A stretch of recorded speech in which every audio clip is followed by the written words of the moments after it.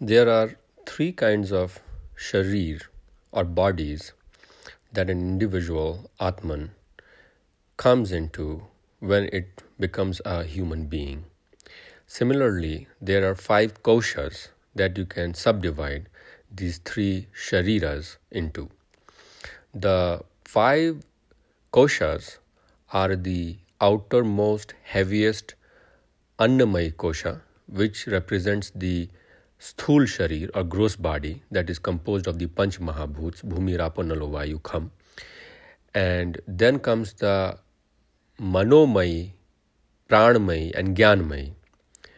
And those three, if you go by sequence, it is Annamay, Pranmay, Manomay, Gyanmay, and Karanmay. That's the sequence from outside to inside. And in these, the middle three, that is the Pranamay, Manomay, and Gyanmay, constitute the Sukshma Sharir or the subtle body. Innermost, of course, is the Anandamay or the Karana Sharir, which is composed of the Karan, which is the Karma, and the Atman.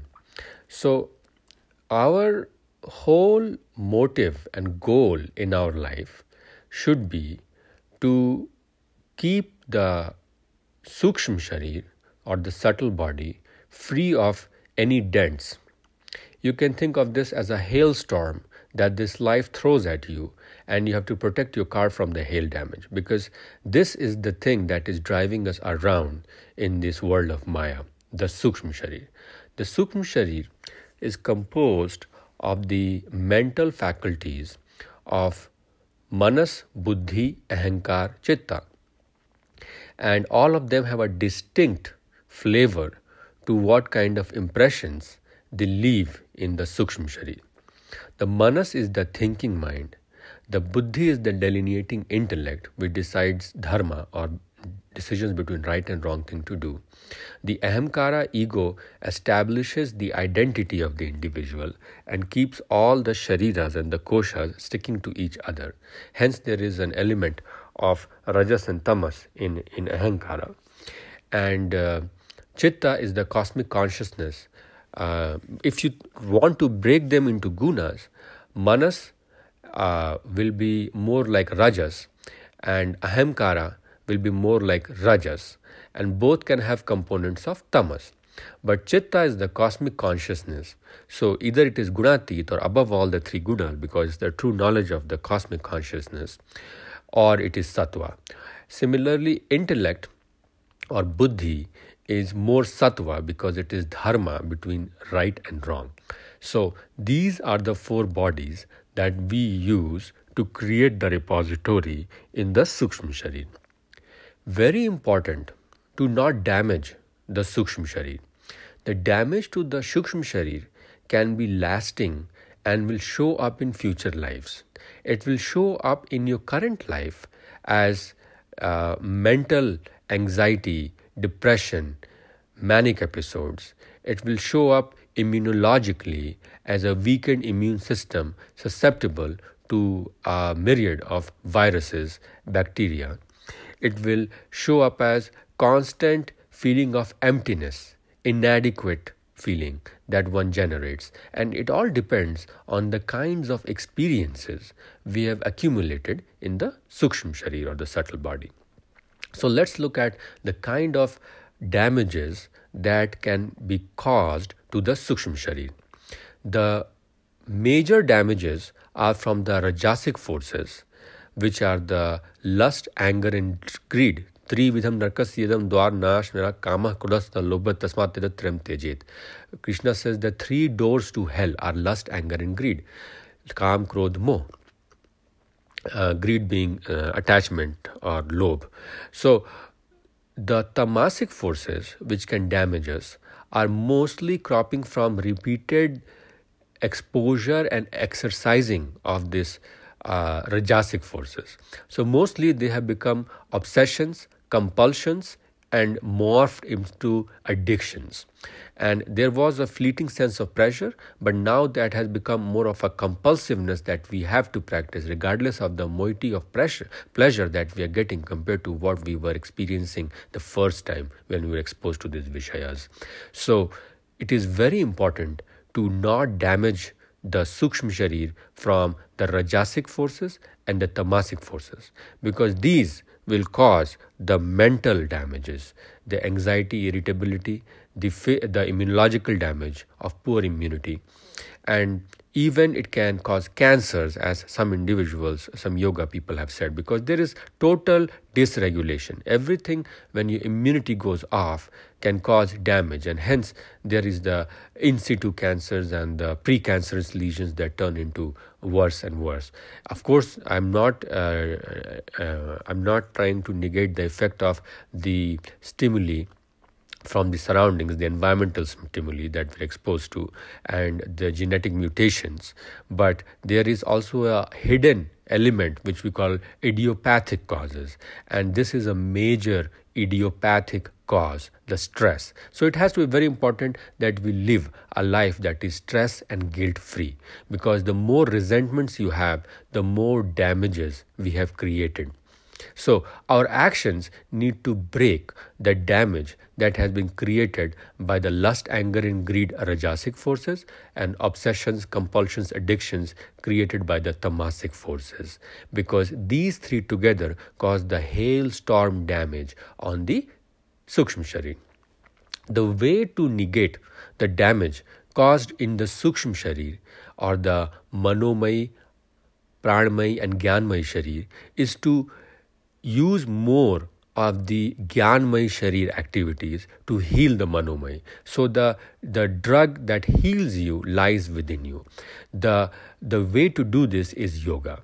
The yoga is not only the Ashtanga yoga, it is of course a very important eightfold path in which you can heal your body, but also to do the yoga as described by Krishna, which is the path of Karma Yoga, Gyan Yoga, Dhyan Yoga.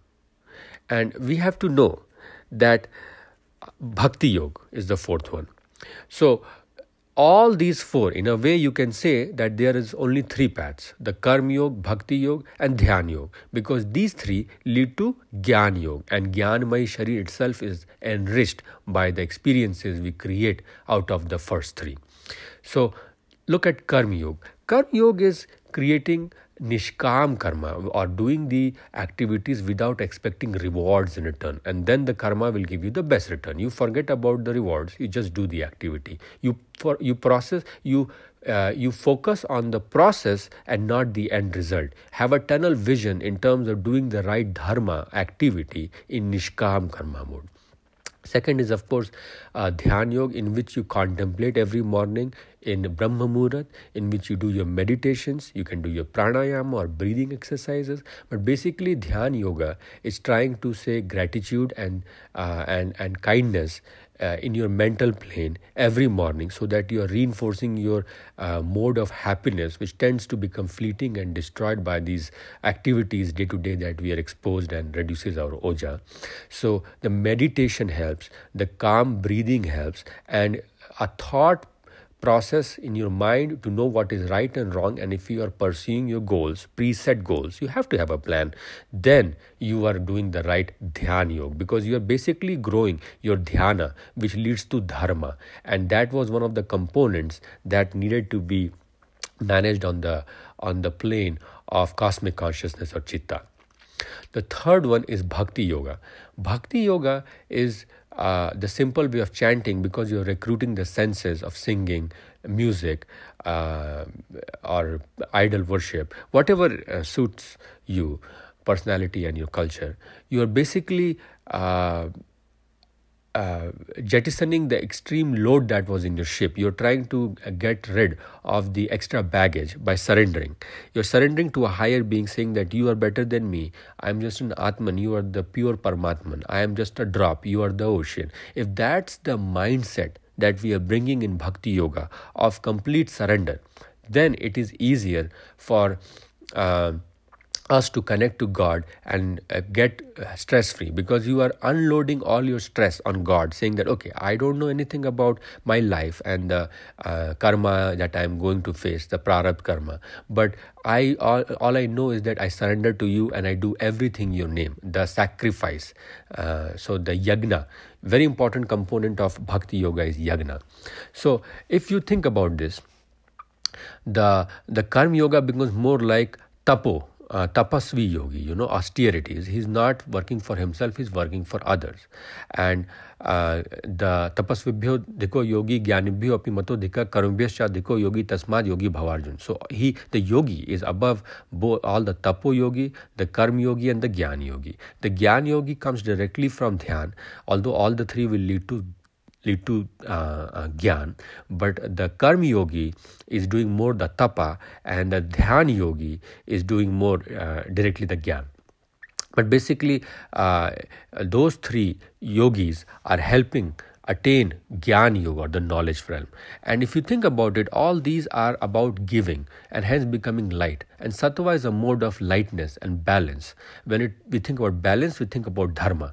When we think about Sattva, we think about light. And both the components of lightness and balance are inherent in the components of Sattva and intermingle into each other. So, my friends, in short, there is a need to save our Sukshma Sharir all our lives, and the save can be the savior as us ourselves. It is performed by doing yogas of Bhakti Yoga or surrender, Dhyan Yoga or meditation, and Karma Yoga or Nishkam Karma.